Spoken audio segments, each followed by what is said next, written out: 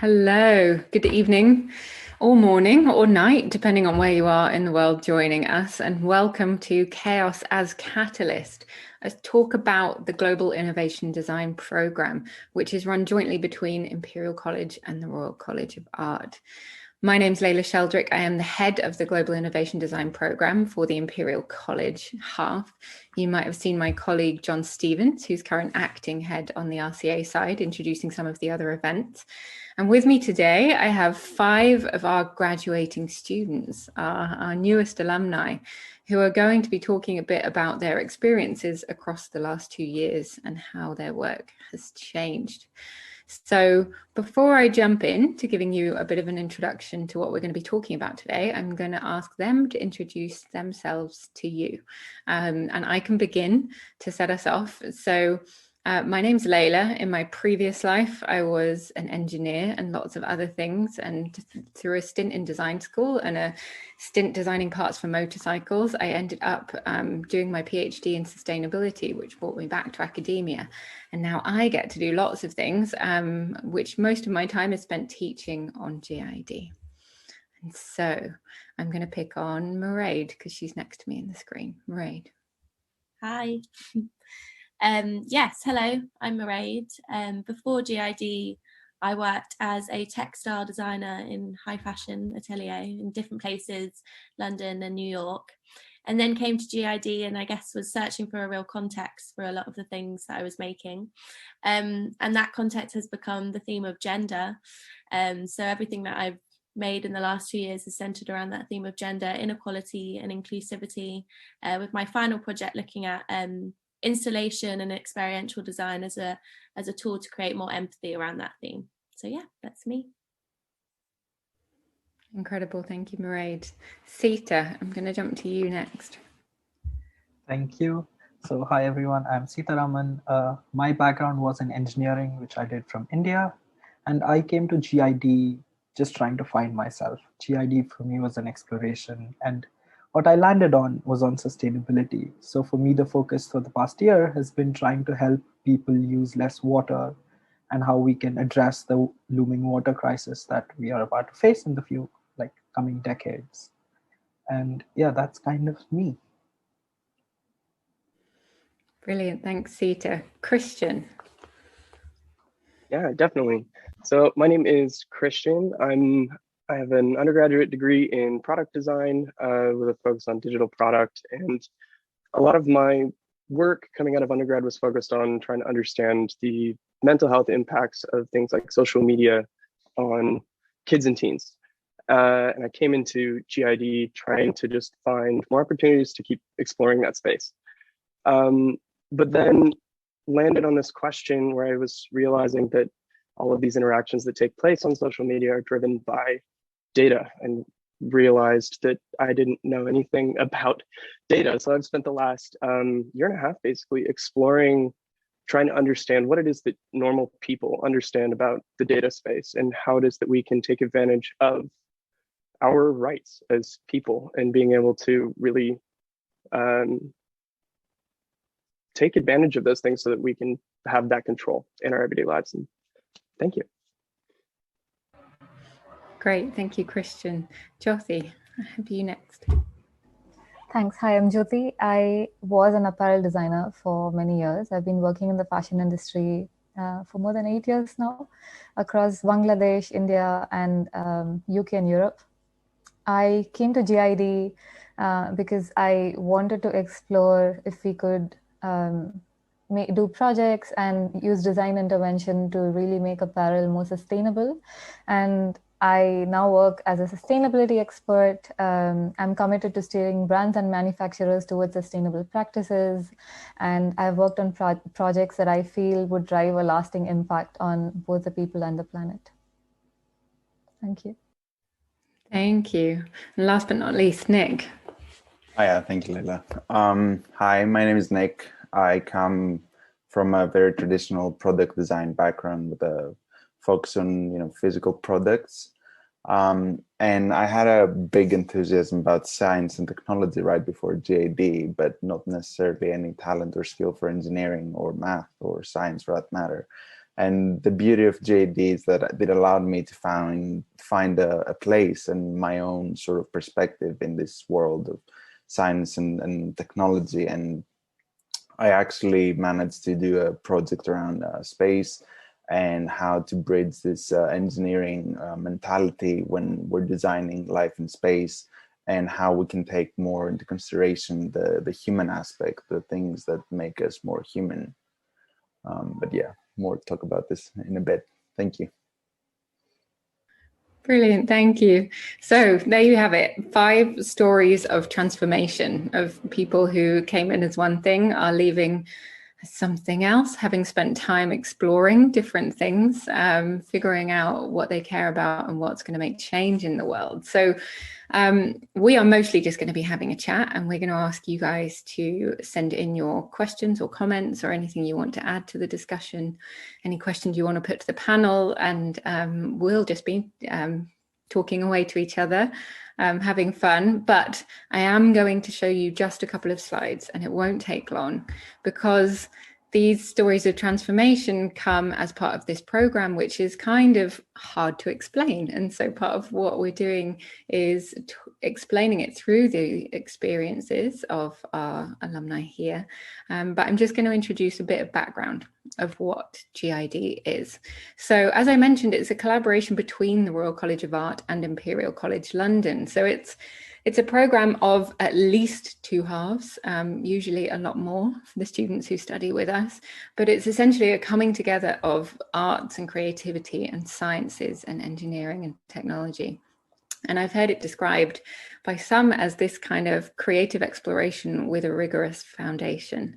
And so we ask our students to hold these tensions and to be explorers of the unknown, but to do it rigorously and consciously. And we put them through a series of things in order to get them there. And so because global innovation design is kind of a funny degree title, it's not a job title that you can kind of qualify for. It's not a production line where we give them kind of easy things to go through. We describe it as an opportunity and as an experience. It is a qualification to sort of do whatever it is you want to do. And you've heard some of those examples of exploring data or sustainability or space or gender and identity. And we really see it as an emerging practice and a family of people working in this different way. And so the best way to describe it perhaps is as a training ground for what we see as the design leaders of the future, people who work across disciplines, across contexts at solving some of these challenges. And so we have broken down the kind of idea of GID into these 3 pillars, where the global aspect is about context and about where you work and what problems you work on. The innovation pillar is about impact and making change and developing things that shift the needle in the world. And design is about action. It's about how you do your work and what tools you use and how you go about it. So we say that the context is about asking these big questions. The impact is about producing powerful solutions. And the action is doing this through design and through the tools that design and a design approach affords. So basically, at a skeleton, GID looks like this. It looks like 2 terms in London, 1 term in Asia, Tokyo or Beijing, 1 term in New York or Singapore, and then 2 terms back in London. As you can imagine, COVID changed that slightly, and so GID has looked a bit like this, but the locations with which people have studied remotely with these universities has changed greatly. And so you'll, of course, hear about some of those experiences today where, for the first time, GID really, truly became global, and we were all in different places across 16-hour time zone differences, learning together. And so today we're going to talk about these 3 things. So you might spot them here behind me, so that we have them kind of noted for the chat. But these 3 key factors are something that the students this year, the students that are here to talk to you today, have decided they want to share with you as being the kind of key things that have really shaped how they've come out of this experience, the things that have really fueled this transformation, these metamorphoses from who they are who they were to who they are now. The first being this idea of ambiguity. It's sort of a running joke year on year in GID that we're training them to be masters of uncertainty above everything else. And COVID really accelerated that for these guys in many ways. But the purpose of being able to navigate ambiguity remains a really strong core skill and a really incredible catalyst for lots of these other things. So this is our first piece of chaos that catalyzes change. The idea of ambiguity, of being uncomfortable, and of learning to deal with and navigate and harness those things. Secondly, we have the idea of breadth. As you can hear, we have lots of students from completely different places, different disciplines, different interests, different ideas.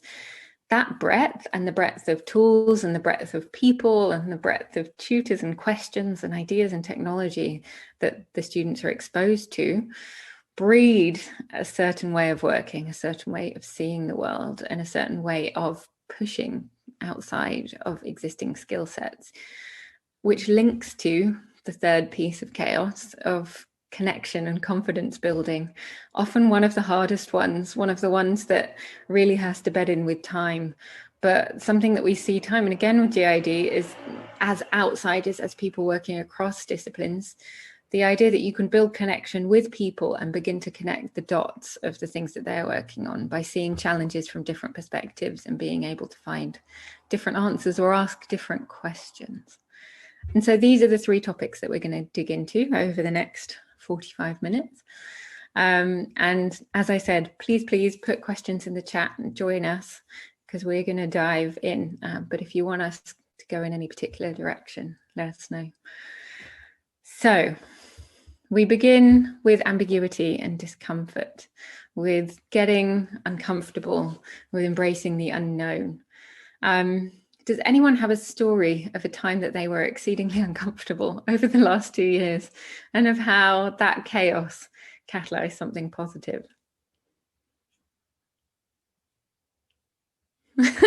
Everyone. Who would like to go first? I'll start then. Yeah. So navigating ambiguity, I think this, for me at least, starts around this time or a little bit earlier last year when COVID was really settling in and we were really realizing that, you know, that we're not going to go anywhere. Things are not going to be like we were promised. But we had a document that the Beijing crew was trying to put together to see how we're going to get in Singapore because Beijing was happening online, but Singapore, we didn't know what was going to happen.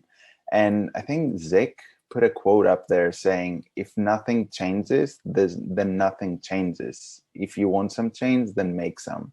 And I think it was at this point when we realized that we can't be just like, you know, waiting around and the whole world is practically in chaos.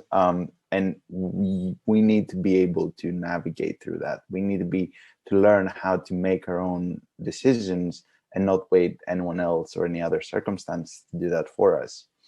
And I think it was at this point where, you know, we slowly build up the confidence to say, you know what, we're just going to do this, and if it doesn't work out, we'll gonna come up with a plan on the fly, and we're gonna head to Greece and then maybe Cambodia, and we're gonna be these neo-nomads wherever we can and actually work remotely. And it worked out okay, I guess. We had a pretty good time and work looks good. So I'd say it was quite successful. Just to bounce off of that, I mean, it was interesting because I think once COVID actually did settle in, I think everyone found themselves in super different places. I, for example, ended up evacuating my flat and flying home and ending back in my mom's basement, which was not exactly where I was intending to be from the get-go on this course. But I know that we were all expecting to have these moments of diving into a new country or a new circumstance, a new something. And for me, it was, I feel like, a little unique because being back home, I was all of a sudden back in that comfort zone, in the place where I've been for years, and it's easy for me to be there. But I remember having conversations with almost everybody in this room actually right now that we had to make a decision really quickly to just say, okay, this is the new norm and there's not any way of getting around this. Like, this isn't something that we can just, I mean, we all wanted it to disappear and we could just move on with our lives. But at that point, I remember saying to, my family members, like, okay, now what? This is it. How do we actually start to find those challenges in the new spaces, to find problem solving? Like, where can we look to find solutions wherever it is that we've ended up physically? So for all of those who did go to Greece, I know that they spent a lot of time doing remote learning in Beijing and in Singapore, and I had to do classes remotely in Tokyo from Salt Lake City, Utah, which is not at all fun, frankly. But at the same time, seeing the way that people have come out and the way that everybody in this cohort has really found something that was a driver for them and helped to give them that motivation to keep working despite the fact that they were stuck in wherever it is that they were. I think it was really cool. I think for me, being uncomfortable has been my whole ride on GID, to be completely honest. But I think it really prepared me for example, my final project, where I was exploring the theme of gender, like I said before, and I decided to take a turn and look into the idea of the gender binary and what that meant. And I've been very interested in design activism throughout my time in GID and what that meant. And to me, I had to become very uncomfortable in that space as a cisgendered woman, and ask myself questions all the time, whether this was my place to be doing that kind of thing, and be uncomfortable throughout the whole journey. However, I think that in order to create something that is in the space of design activism, you kind of have to actively design. And for me, that means to be uncomfortable. So I think the whole of GID before my final project kind of built me up to kind of have that confidence to say, yes, it is your place to be doing something, as long as you're doing it with the empathy and you're listening as a researcher and designer. So I think it's taught me so much in that respect. But it's still really difficult to do, I think, being uncomfortable. But I think it's a really interesting space to design in. I think for me, because we went into this pandemic and we were all working from homes, we didn't have access to resources, we didn't have access to workshops. It sort of cut down a lot of tools, I would say, that could help us build up, that would have helped us build our projects. But because we did not have anything, we sort of started thinking out of the box, and just there was no limits, there were no boundaries anymore. And it wasn't just, okay, I have these workshops, what can I make use of them? But okay, I have nothing now. Let's start from scratch and let's build projects from scratch. So it was sort of a disadvantage, but also a boon in a certain way for all of us. Yeah. I think for me, it was very similar to Maz, where I was so uncomfortable from the get-go. Like, I still remember one of the first modules we did where I was sitting beside Christian, and then, sorry, Leila, if I'm paraphrasing, but then you came in and just told us, oh, design something 50 years into the future. And I just went, what? Because from an engineering background, I was like, oh, what are my boundaries? What are my constraints? What are my conditions? And I had none of that. But then slowly over the 2 years, I have built up the toolkit, the set, like the skills to kind of help me get there.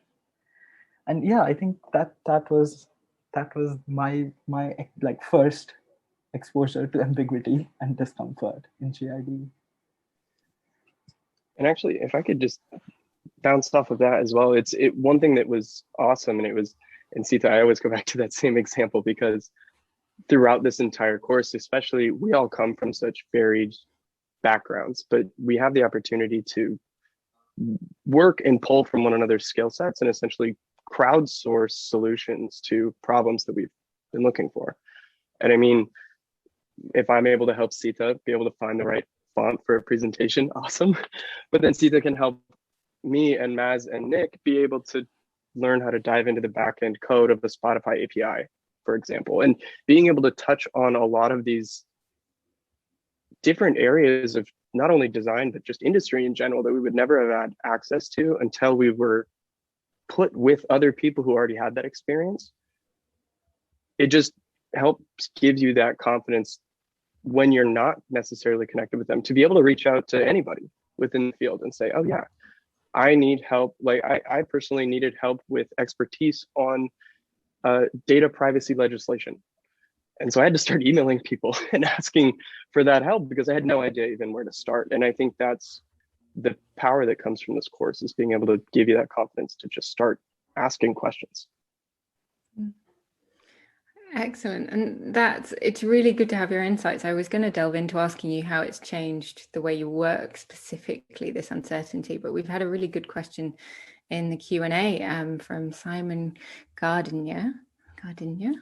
Thanks, Simon. The focus on thinking of promoting ambiguity and uncertainty is stated. Is there not a tension with this, what seems to be a contemporary obsession with understanding the world in terms of a quest for certainty? So can I ask you guys about the tension between the quest for certainty and the constant uncertainty?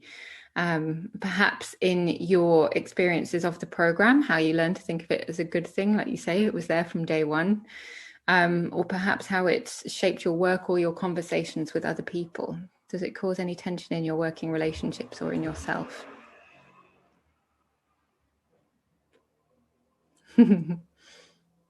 I would say for sure there is tension, and it's something actually nobody tells you from the beginning.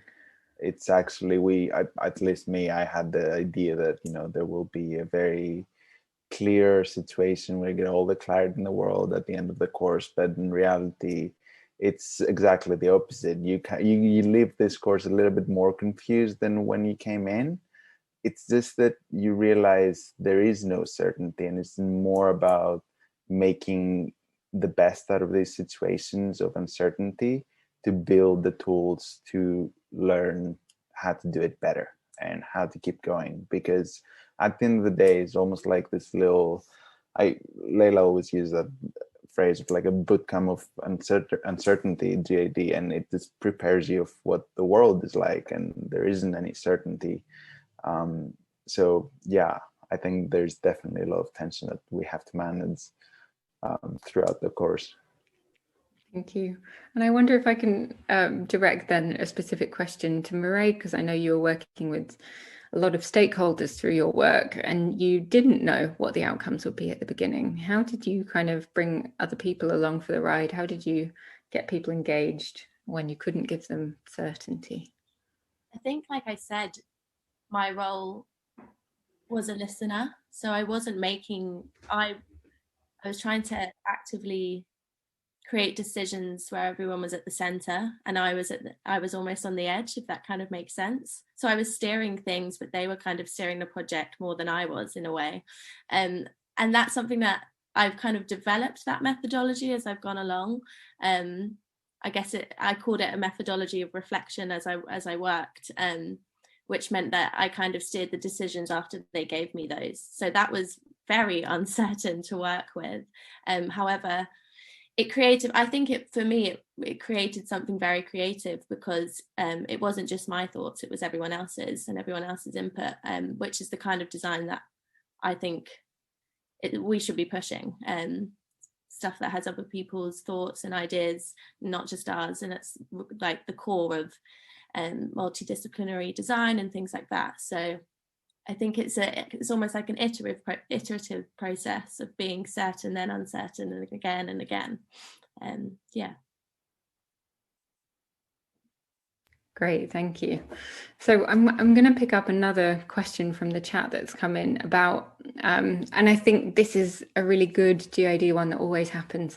How much weight do you think professional practice carries? Because it is something that we see impacting people's journeys hugely. And so I'm actually going to pick up on Jothi and Christian, because Jothi worked for a while before she joined us. and actually took a year out to work a bit more and worked all through her second year. And Christian started working, came straight from an undergrad, and actually started working and then teaching other people mid-GID. So maybe we'll start with Jothi, and then Christian can speak a bit now that he's had both experiences to know how it's changed the way he works. Sure. So when I started off, I've actually shifted a lot of roles. I used to be an engineer, a software engineer. And then I was so interested in fashion and in design that I studied fashion and I started working in the industry. And I felt like I was thrown in the deep end. I was working in Dhaka and the Rana Plaza incident happened, and it devastated us.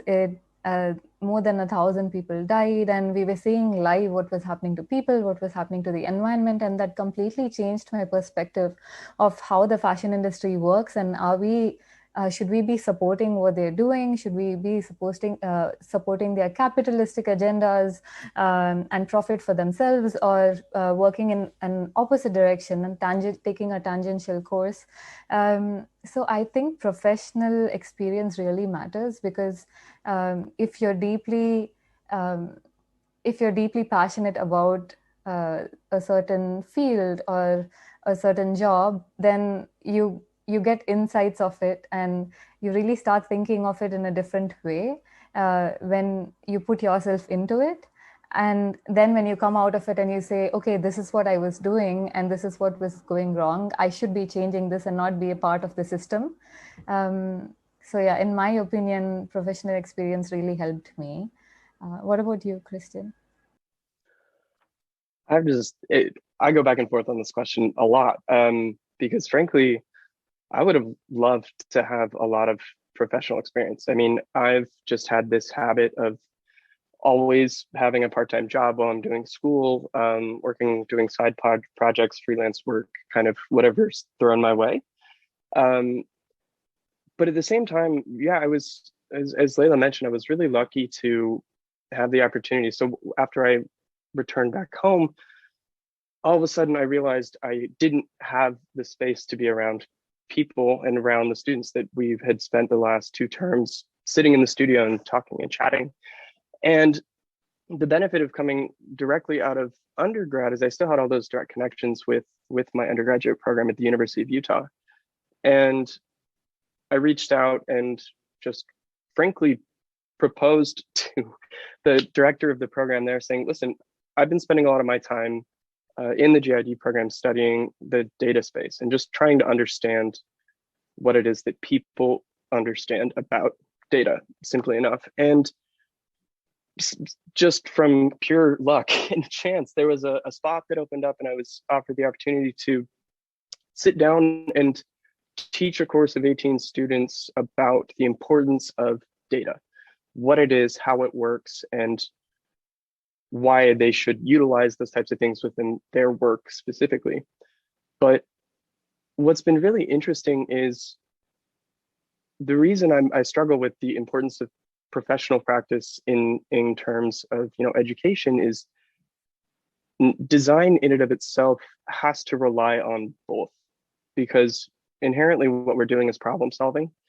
And for example, in the data space, I am not a full stack data engineer. I don't know the deep, dark depths of algorithms and the way that they're built and the way that they work, because I think up here, and then I go and I talk to Seetha when I need help on describing the actual inner workings of these types of systems. So some of the benefits for me of being able to teach that course was to bring in experts who do know and have that type of experience, but are then able to bring in the important aspects for designers and helping direct them in saying, okay, if you want to approach this area, you need to know X, Y, and Z things. But outside of that, take your curiosity and run with it. Start asking those questions and then keep reaching out to those experts who have that in order to solve the problems that you're looking for. Because I mean, that inherently, I think, is what GID is just finding the opportunity to answer questions that nobody's been asking. I would say it's super subjective though, for everyone. So many people I've spoken to have such different views. Like I worked before, not for too long, but it meant that I knew I didn't want to do that. You know, it gave me the context that I was searching for. I was creating designs and putting things out into the world, and I wasn't seeing where they were going, and I wanted to see an end goal, you know. And I think GID, that was why I joined GID. But then for others, I think that almost, I don't want to say naivety, but like it means that you have a much more broader view of coming into GID. It's really exciting in a way. So I think it's a real balance between who you are, you know. So I would say, don't be held back by the fact that you haven't worked, or don't be held back by the fact that you have, you know, which is a horrible answer, but it's a very It's an honest one. It's a really good one. It's an encouraging one as well. Exactly that, even from my perspective, that people who have worked, like you say, they tend to know a bit more about what they want. They know what they don't want. You can use it more readily as a vehicle to do things. And as Christian said, you're used to knowing how to get things from people, how to work with stakeholders. Some of the stuff where if you're coming in fresh from undergrad can be harder to help you hit the ground running, but it can be more exploratory, which I think leads us actually very beautifully onto the next step, onto talking about breadth and that freedom. So Seetha, I'm going to come for you to start there, because as has been mentioned, you know, you came straight from undergrad, from engineering. Christian hinted at some of the stuff you've learned from typefaces and graphics all the way through to lots of different stuff. How do you think that breadth has helped? And how did it help you find freedom in your ideas?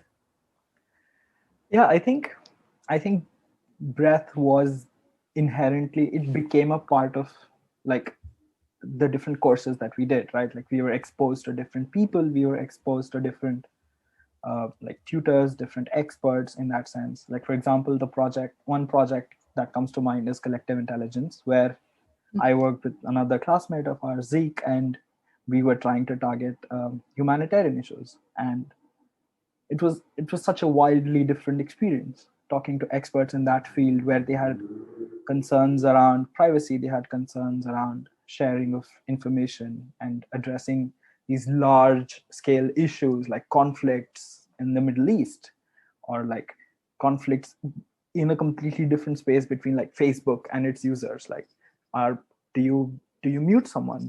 How do you kind of uncensor information? Who's in charge of all of these things? And so that, for example, such a wide field. And then like we try to narrow it down. And I think like I got that tool set from GID of how do I kind of break such large and wide issues into smaller chunks and address them.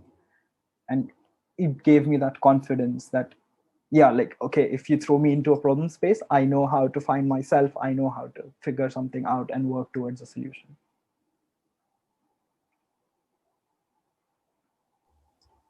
Great, thank you. Anyone else? The breadth that you've experienced, how that helped you in your work? Any examples of specific moments where you realized all of a sudden it had become a strength, or it felt like a weakness and turned into a strength? I can go. Oh, okay. Jothi. No, go. So yeah, again, being from fashion, only doing clothes all the time, I was never exposed to how much we could do. And it was always about good textiles, good clothes, good design, good fits. And when I was in my first semester, we had Gizmo, where we had to use a lot of electronics and design with electronics, design engineering, and a lot of other such courses which made no sense when we were doing it. And courses like digital ideation, where we were learning to make 3D forms, or Future 2050, like Seetha said. But for the final project, my project Brianna, it's an inclusive humanoid breast form.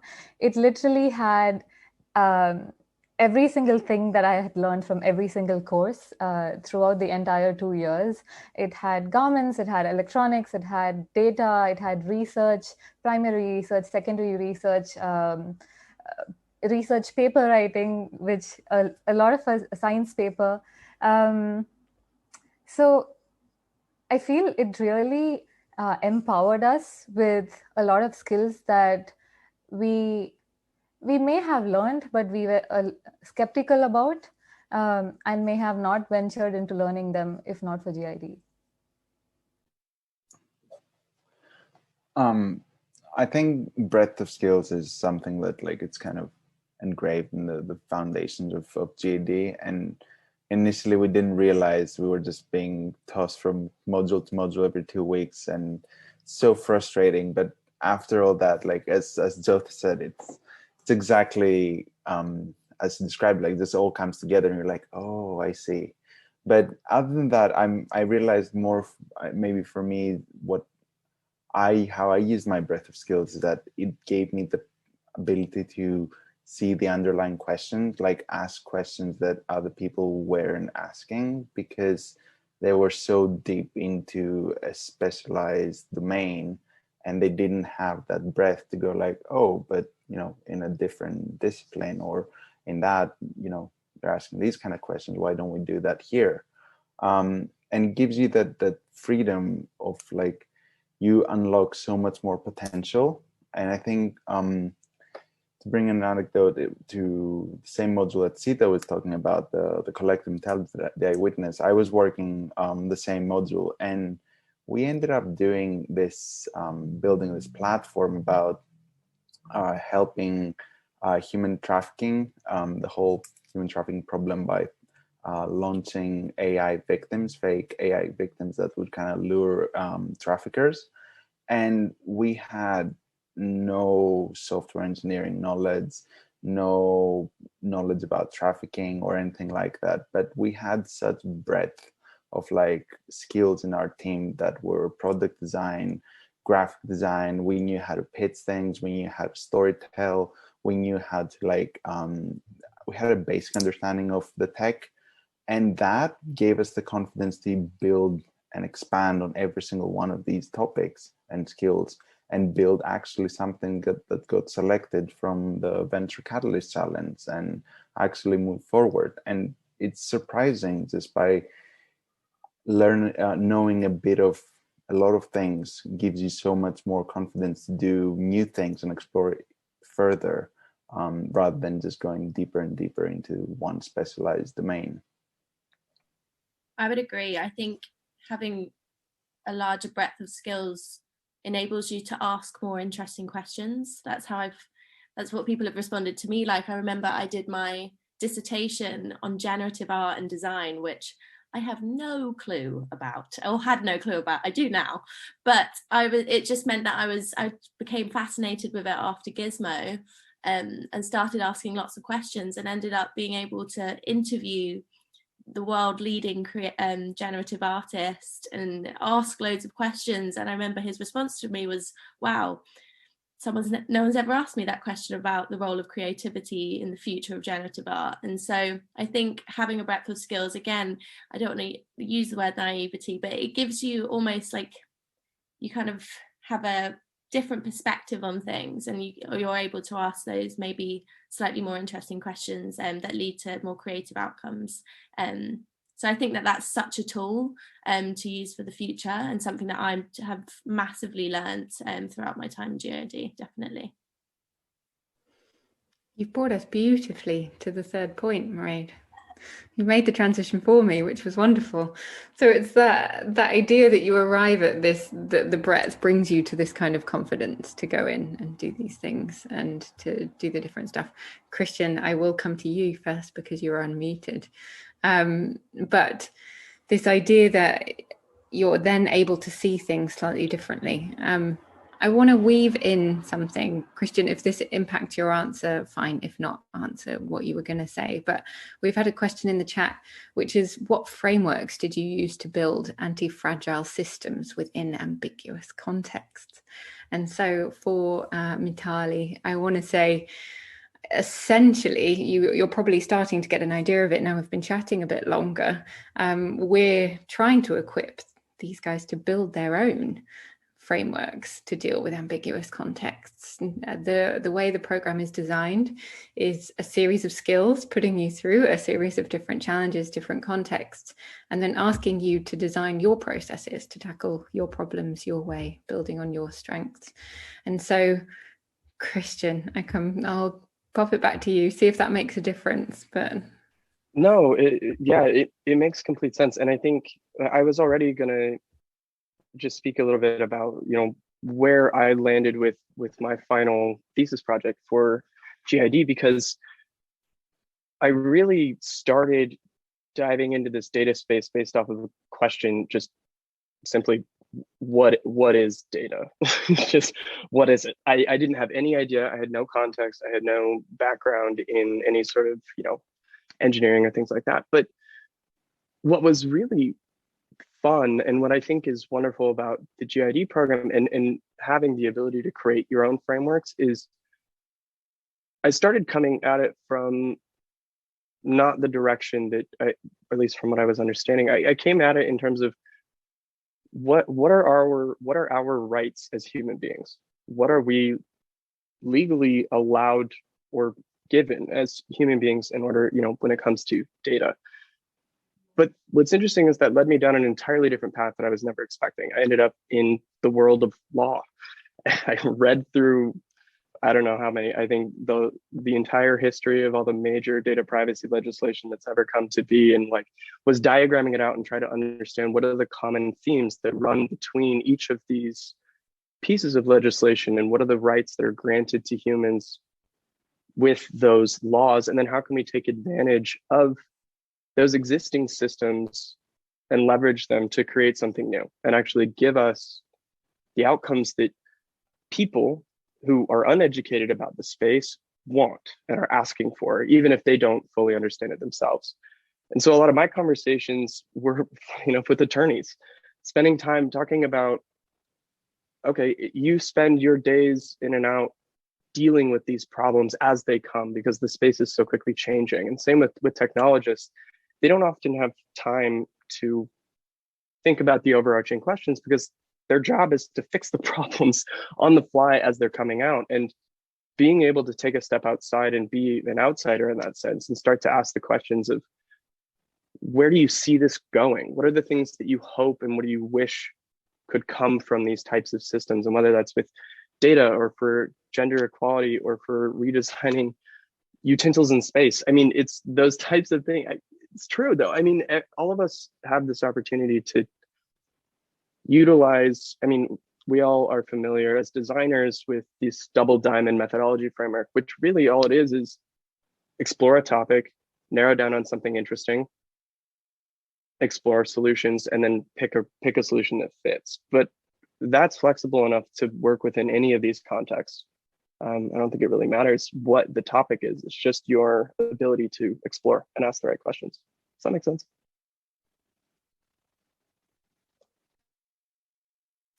I definitely became obsessed with frameworks throughout GID. It's definitely how I think. I remember I was obsessed with fermentation for about 6 months at the beginning of GID before I got onto the theme of gender, very different.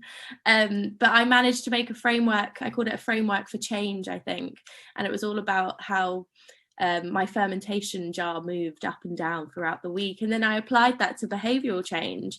And for some reason there was a link. And I think that ties in as well to that breadth of skills, being able to kind of have that zoomed out perspective and see things from a different point of view. It enables you to be able to put these really interesting and wacky points into something very methodical, like a methodology. And that really prepped me for my final project, where I made, like I said, a reflective methodology and really embedded uncertainty and reflection into the way that I worked. So I think it's something that we're taught very early on, but not directly. It's a really interesting one. It's definitely built into the core of GID and something that you just develop on your own as well. And yeah, definitely something I'll take into my design practice in the future. It's a really interesting way to work, to kind of navigate your own way by setting it out at the beginning. So yeah.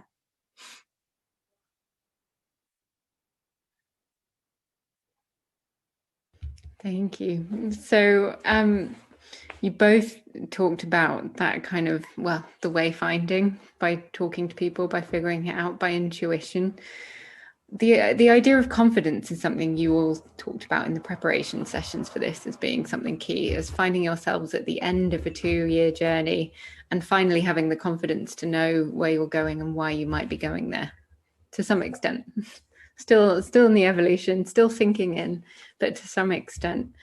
Can I then fold it back, looking back at all of the criteria, dealing with uncertainty, having a really broad skill set, building that confidence. If you were going to give advice to the world, to somebody else who wanted to work in design, who wanted to change, who wanted to do any of these things, what would your parting advice be? It's maybe a little bit cliche, but it's maybe a different version of question everything. I've realized that you need to learn to question the questions. It's as designers, more often than not, we're asked to do things and we don't really question why we do them. And I think this is something that has become a lot more clear how to do and when it's needed to do in through GID, and being able to actually help people see things the way they should be seeing things and approaching things in a way that you as an outsider, you can see it much better. I think that is something that I would push a lot more people to try and explore and hone when it comes to design, rather than, hard skills and software skills and all that are very useful, but at the end of the day, they don't mean anything if you don't know how to put them in use and how to help people understand better all these big questions. To add to what Nick says, I have a similar advice. I would say listen, and listen to what every person has to say without any opinions. And yeah, really just look at what the other person's perspective is and why they're thinking, how they're thinking. It can actually give you a lot of alternatives on how you could approach a problem or how you could provide a solution. And then you would have 100 solutions and not just one. Mine would be always think about the engagement after you've designed something.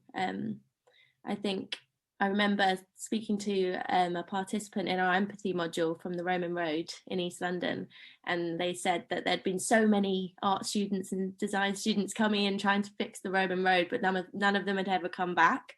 And that really stuck with me. So it's something that I really try and integrate into whatever I do now, is how is this going to play out in the world after I've left, and how can I work with it in the future of putting it out there. So yeah, engaging with people after you've designed something is something that I would say. For me, I think, and this is something I developed over the 2 years, and I remember showing Leila this. I had a post-it on the side of my computer which said "No regrets," and it's like almost like pushing ourselves to try something new. This is something I did all over 2 years, like just try anything and everything, and like just explore. And I feel like GID gave me that freedom to try out 5 different things, and even if it didn't work, it was fine. I still learned from all of that, failing and doing and iterating. So that would be my advice to people. Yeah. And I think for me, I mean, it's interesting because we live in a really fun time where tools for creation are available to everybody. Anybody can make a new product, anybody can create a digital, anybody can make a website, anybody can do whatever it is they want to do. But I think the question of impact for me is something that needs to always be kept at the forefront of whatever it is that you're making. If it's physical products, maybe it needs to be about the sustainability aspects of how does, similar to what Maz was saying in terms of long-term, what happens afterwards. If it's digital, how is this affecting the people that you're creating things for? Or how do those digital systems affect the physical world?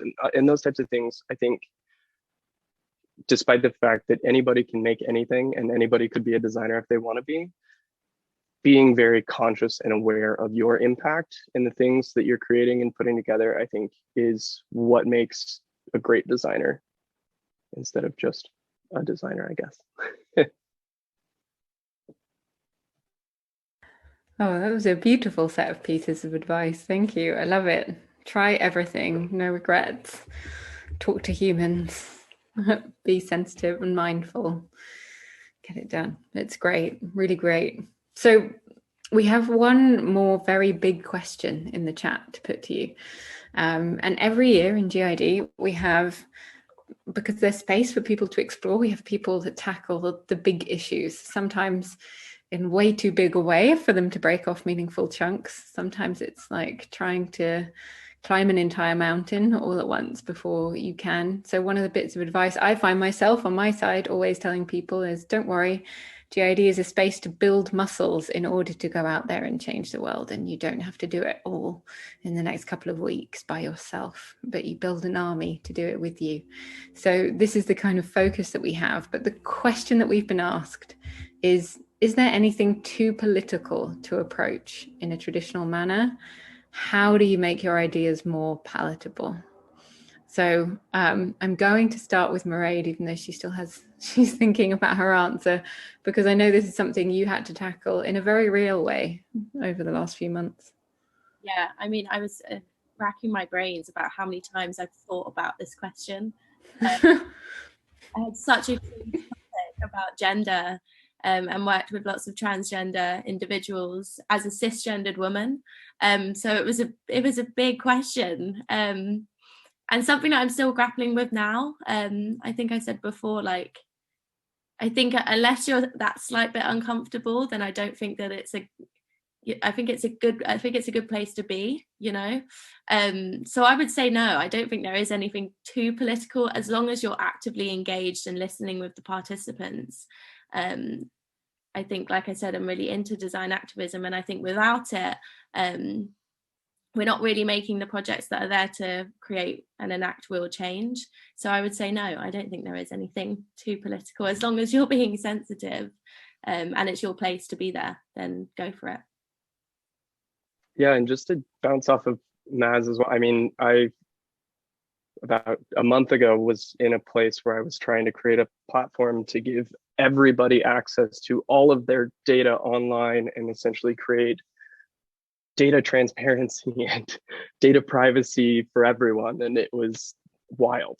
And what I think is interesting is I agree with Maz, I don't think there's any sort of topic that's out of reach as a designer, because your role is supposed to be a neutral person who's answering those questions and solving those problems.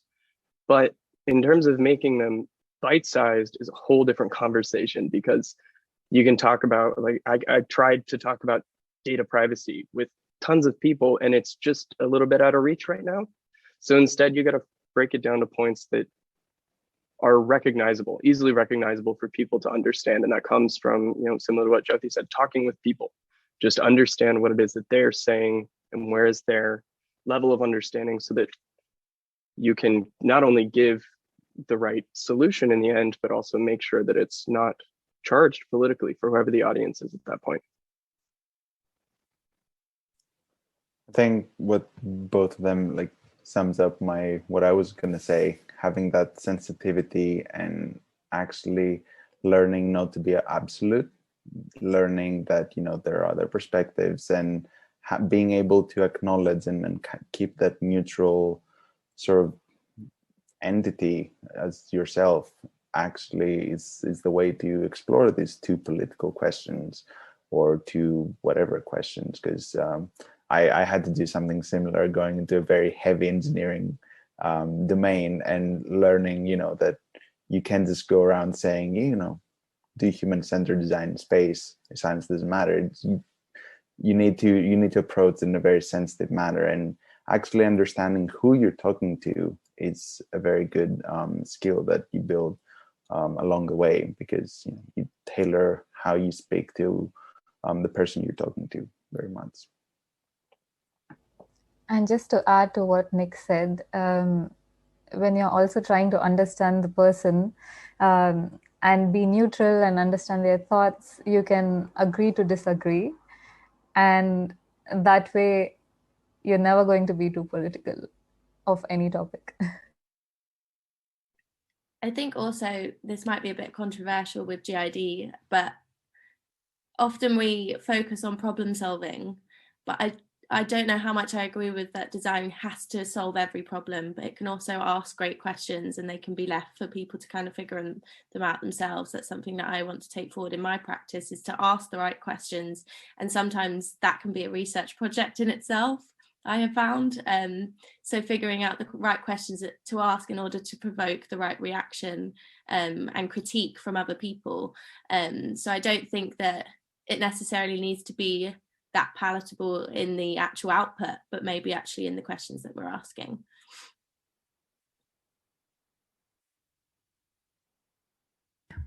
I don't think that's, I hope that's not outside the scope of GID. I hope that's the message you've been getting from us over the last couple of years. I think one of my favorite ways I've been trying to phrase it, problem solving or opportunity finding or something else more recently, because it's one of those things. But one of the best bits of advice I heard was from somebody who was talking about workshop design and saying, I go into a workshop with one bad question and hopefully come out with 5 better ones. And I think that's a nice way to think about it. Okay, so that brings us perfectly to the end of the hour. Thank you so much to the attendees for all of your questions. It's been great to have such good input and some big challenging ones. Thank you so much to the panelists for your time and energies in thinking about this and sharing your experiences. I believe that if you want to ask more questions directly, there's a chance to hang out with our panelists in something called GatherTown now. So GatherTown is, how do you describe it? It's like being inside of a video game. You have a small avatar and you walk around a kind of like 8-bit space, and it's a bit like the real world but digital. So you walk up to somebody and you can literally just have a chat and say hello. So it's a nice way to kind of, as if we were in a normal talk and you could come up and talk to the panel at the front afterwards, you can do the same with us digitally in the Gather. Do we have a link to share with people in the chat? I'm told a link is coming. So yeah, sorry, we're pulling it together. Momentarily, there will be a link, so you can join us there if you want to. I've suggested to some people in the chat already that if you do want to talk to us, you can also find us at GID and get in touch with us there. At gid.london, if you search for Global Innovation Design at the RCA or at Imperial College, you'll find our websites there. And then finally, at the Degree Show, if you want to actually see the work that the students have been doing, you can, again, just search RCA Show 2021. Go and see all of the incredible things they've been working on. There are personal contacts for each of them there if you want to reach out and talk more about the work they're doing, or if you see some other work while you're there, feel free to get in touch and chat. As you can probably tell, we're all always very excited to talk about what we do and why we do it. So do reach out. And now you can see the GatherTown link in the chat. Pop in there and you can come and say hello. But thank you for joining us this evening, afternoon, morning, time of day. Lovely to see you. Thanks for the chat, team. See you soon. Thank you, Leila. Thank you, Leila. Thanks, Leila. Bye.